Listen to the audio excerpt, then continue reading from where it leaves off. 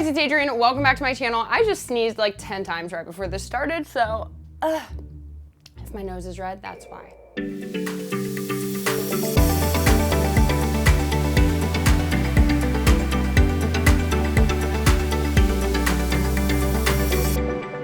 Yes, okay, the first 2 minutes of my intro didn't record audio, so here I am. Basically, I'll just get to the point, which was saying, hey guys, what's up? It's Adrienne Finch. Welcome back to my channel. Today I'm taking a first look at the iPhone XS Max camera, looking at video and photos, and just really getting a feel for how freaking good this is. And no, it's not clickbait. I really am selling one of my cinema cameras because this iPhone camera is unreal. So let's just get into it because this is weird and the audio doesn't line up, and okay, bye. People often complain about the ridiculous price points for these phones, which I completely understand, but as someone who does photography and filmmaking as a job, something I have to consider is the camera on this device. So for me, I could justify this purchase if this camera is good enough to actually use for cinematic things. So over the last week or 2 weeks or so since I've gotten this phone, I've really just been messing around with all the camera settings, both video and photo, seeing what works, what doesn't, what I like, what I don't, and overall, I am incredibly impressed. So impressed, in fact, that I'm gonna be selling one of my Sony cameras and my stabilizer crane for it now that I got the DJI Osmo Mobile crane that's over there, you can't see it, for this device. So essentially, how much easier is it when I wanna go get cinematic B-roll on a hike or something like that, instead of lugging around this giant crane with my camera, I can just take this, and if I want the stabilizer, I can grab the stabilizer, but it's way smaller, way less bulky. I just need one thing, my phone, and that's it. So it is not clickbait. I am absolutely selling that camera. This camera that I'm shooting this on, my Canon 70D with a Sigma 1.4 lens, is definitely gonna still be my YouTube camera. I'm not gonna use this for YouTube, but for more like cinematic B-roll, this shoots in 4K 60 frames, which I love, and it is just definitely the most crisp iPhone camera quality I have seen. So without further ado, I'm gonna show you guys some of the test footage and photos that I've taken and some tips and best practices and apps that you can use to really take the most stunning photos and videos that you can. Let's go.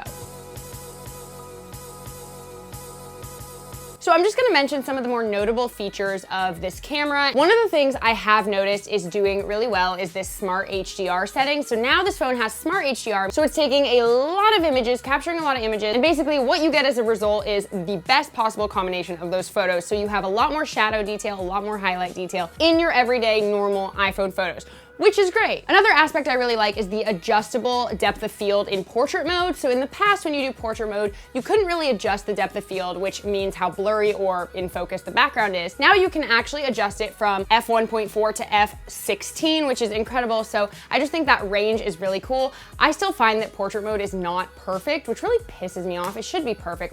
All the examples on the website of those photos are so perfect, so perfectly outlined. And for some reason, whenever I do it, it's not perfect. So that kind of pisses me off. But overall, I mean, it's incredible that this front camera and back camera can do that portrait mode and that you can adjust the depth of field. It also just has the enhanced bokeh effect. So that just means that that background blur just looks a lot crisper and better than it did before. Oh my God, I think I'm allergic to something. I keep sneezing. Apple claims that there is more low light detail on this phone. I have yet to really see that. I'll have to compare it with my iPhone X, which I still have here, but it is going to be a lot better. Overall though, no camera is gonna perform amazing in low light unless the sensor is really big. So yes, they are saying that this has improved, and it has. Still not amazing, and that's still the one pet peeve of mine. I wish that that could be solved. I wish that low light could look good on any device. Then I would be perfectly happy with this.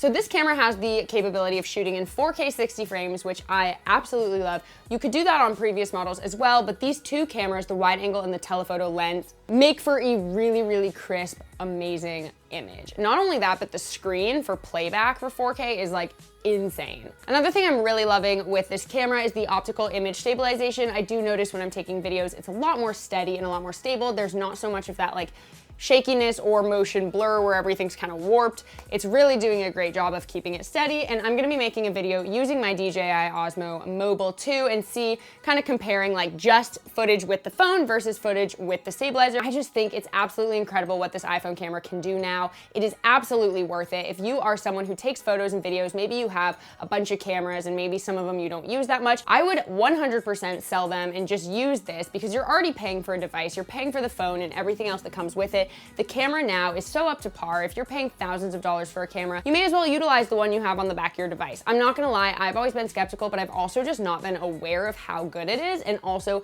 the things that you can do to make it even better. So here I'm gonna show you some of the footage I took in 4K 60 frames per second. I used a color grading LUT on Final Cut Pro, and let's roll the clip.